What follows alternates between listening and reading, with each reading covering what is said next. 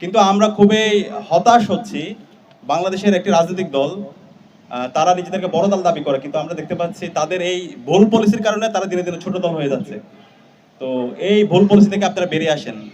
আপনি সারা দেশব্যাপী বক্তৃতা দিচ্ছেন, ক্যাম্পেইন করছেন, কিন্তু আপনার মুখ দিয়ে কেন গণভোটের পক্ষে হায়ের কথা বের হচ্ছে না?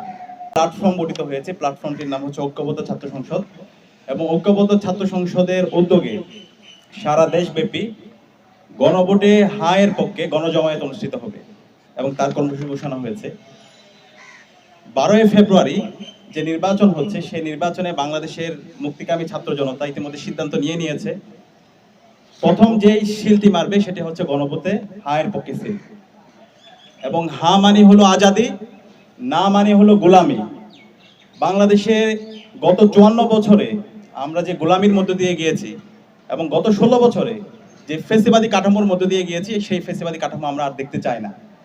আর এই ফেসিবাদী কাঠামোকে সমূলে উৎপাদন করার জন্য জুলাই বিপ্লবে আমাদের 2000 ভাই বোনরা জীবন দিয়েছে, আমাদের 40,000 ভাই বোনরা গাজী হয়েছে, এবং সর্বশেষ আমাদের আধিপত্যবাদের বিরুদ্ধে, আগ্রাসনের বিরুদ্ধে যিনি কথা বলেছেন, ইনসাফের পক্ষে কথা বলতে গিয়ে যিনি জীবন দিয়েছেন, শহীদ ওসমান হাদি, তার সারাটা জীবনে লড়াই ছিল এই ইনসাফের পক্ষে, গণভোটে হায়ের পক্ষে।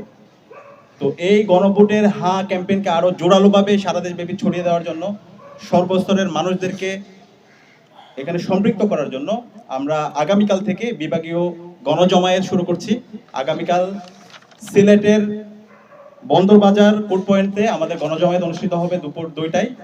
আমরা এই গণজমায়েতে সকল ফেসিবাদ বিরোধী রাজনৈতিক দলগুলোকে দাওয়াত দিয়েছি, এবং ওইখানকার যত সামাজিক এবং স্বেচ্ছাসেবী সংগঠন আছে তাদেরকে দাওয়াত দিয়েছি, মসজিদের ইমামদেরকে দাওয়াত দিয়েছি, মন্দিরের পুরোহিত যারা আছে তাদেরকে দাওয়াত দেওয়া হয়েছে, প্রেস ক্লাবের সভাপতিকে দাওয়াত দিয়েছি, শিল্পকলা একাডেমি, ক্রীড়া সংস্থা, শ্রমিক সমাজের যারা প্রতিনিধি আছে তাদেরকে দাওয়াত দেওয়া হয়েছে, শিক্ষক, ডাক্তার সহ বিভিন্ন পেশাজীবীর শ্রেণীর প্রতিনিধি যারা আছে তাদেরকে দাওয়াত দেওয়া হয়েছে।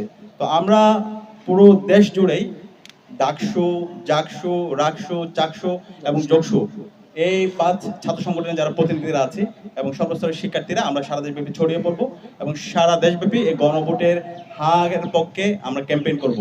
এই হা মানেই বাংলাদেশ, হা মানে ইনসাফ, হা মানেই নতুন রাজনৈতিক সংস্কৃতি বিনির্মাণ করা, হা মানে আর কখনো যেন বাংলাদেশ ফেসিবাদ ফিরে না আসে, তার জন্য সুন্দর একটি রাজনৈতিক সংস্কৃতি বিনির্মাণ করা, বাংলাদেশের যে স্বাধীন প্রতিষ্ঠানগুলো আছে সেটাকে শক্তিশালী করা। তো সেই দায় থেকে আমরা মনে করি এই জুলাই বিপ্লবে শহীদদের আকাঙ্ক্ষা যদি আমরা পরিপূর্ণভাবে বাস্তবায়ন করতে চাই, জুলাইকে একটি পরিপূর্ণ বিপ্লবে রূপ দিতে চাই, তাহলে এই গণভোটে হাকে বিজয় করতে হবে। তো সেই দায় থেকে আমরা সেই গণ ক্যাম্পেইন শুরু করছি। কিন্তু আমরা খুবই হতাশ হচ্ছি। ইতিমধ্যে আমরা দেখতে পেয়েছি বাংলাদেশ জামাত ইসলামী, এনসিপি সহ 11 দলীয় জোট তাদের অবস্থান পরিষ্কার করেছে। তারা তাদের নির্বাচনী ক্যাম্পেইন যেখানেই করছে সেখানে তারা গণভোটে হায়ের পক্ষে ক্যাম্পেইন করছে। কিন্তু আমরা খুবই হতাশ হচ্ছি। বাংলাদেশের একটি রাজনৈতিক দল তারা নিজেদেরকে বড় দল দাবি করে, কিন্তু আমরা দেখতে পাচ্ছি তাদের এই ভুল পলিসির কারণে তারা দিনে দিনে ছোট দল হয়ে যাচ্ছে। তো এই ভুল পলিসি থেকে আপনারা বেরিয়ে আসেন। আপনি সারা দেশব্যাপী বক্তৃতা দিচ্ছেন, ক্যাম্পেইন করছেন, কিন্তু আপনার মুখ দিয়ে কেন গণভোটের পক্ষে হায়ের কথা বের হচ্ছে না? এটার মাধ্যমে আপনাদের যে অবস্থান সেটা দিনে দিনে দুর্বল হচ্ছে।